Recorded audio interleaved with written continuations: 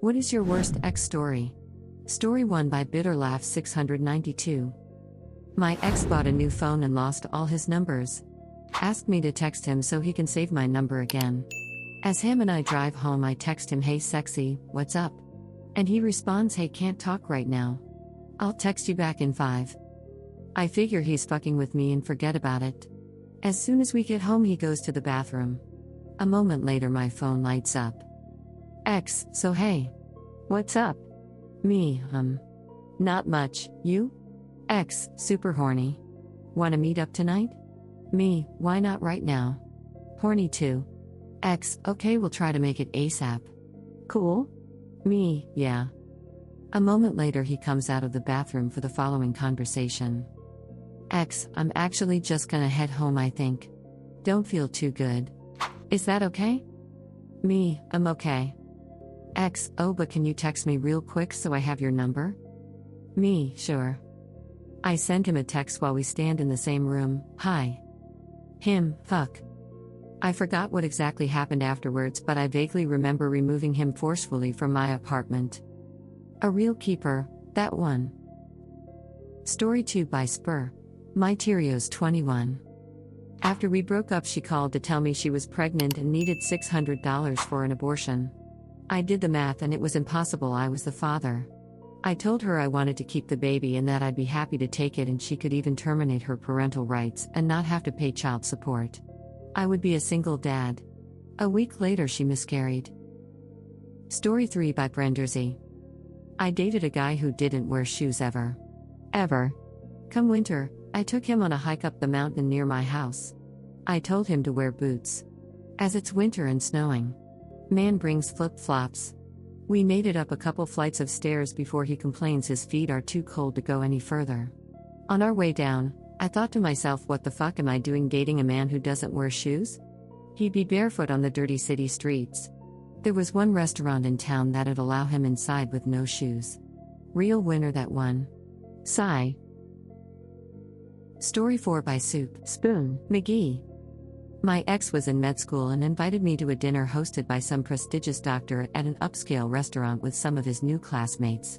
During the course of the dinner, one of his classmates kept making comments about how skilled my ex was at cooking and how he should have been a professional chef instead of a doctor, and she kept touching his chest and generally being really flirty towards him. I was confused about the cooking comments because my ex couldn't even boil water without my help. I, on the other hand, was a hobbyist cook. This classmate got increasingly more flirty and I was getting angry at this point and just straight up confused, but I was keeping my cool.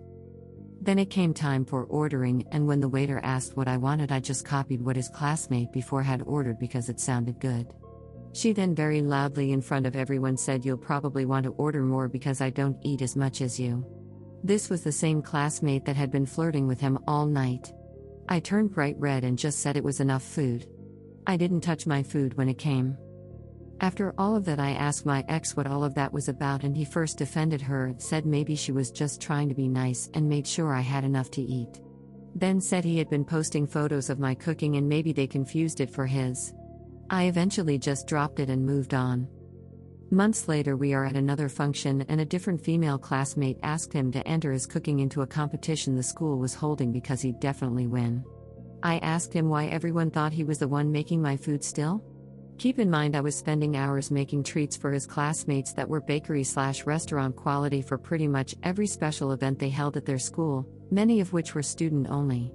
He said that maybe when he posted the pictures in the classmate group chat he didn't make it clear and he apologized.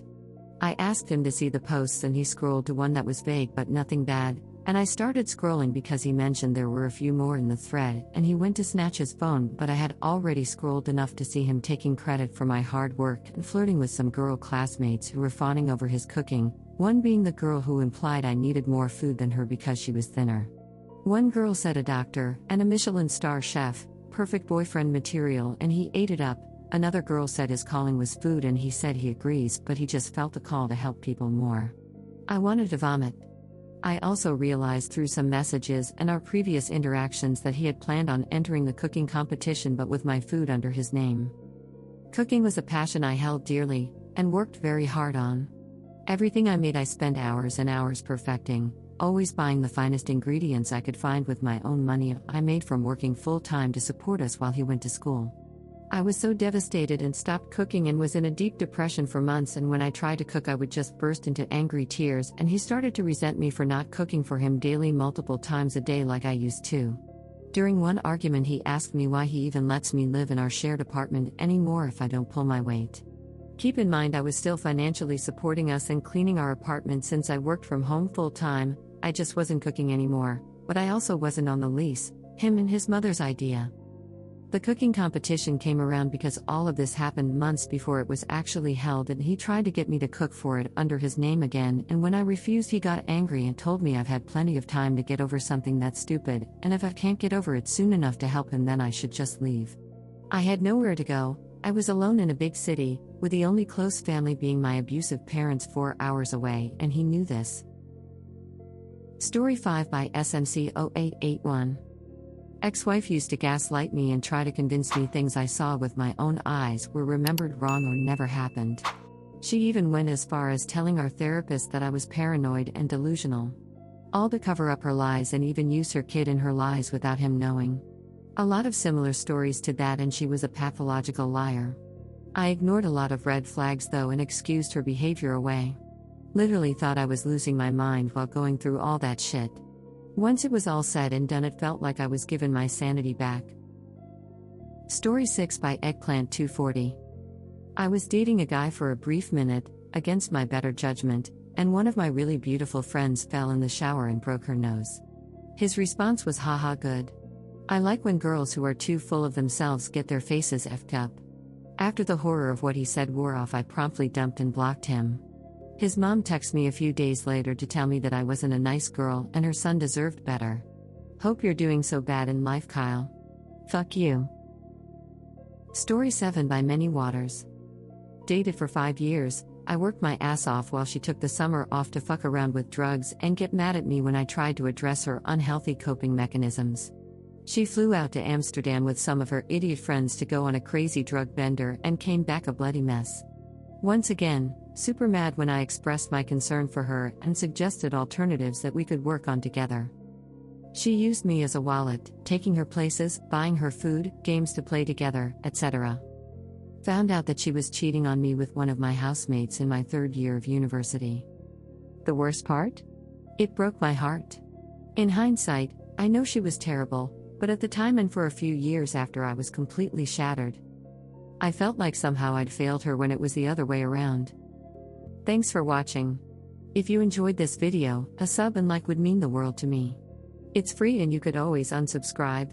Let me know your thoughts in the comments and any other type of content you'd like to see.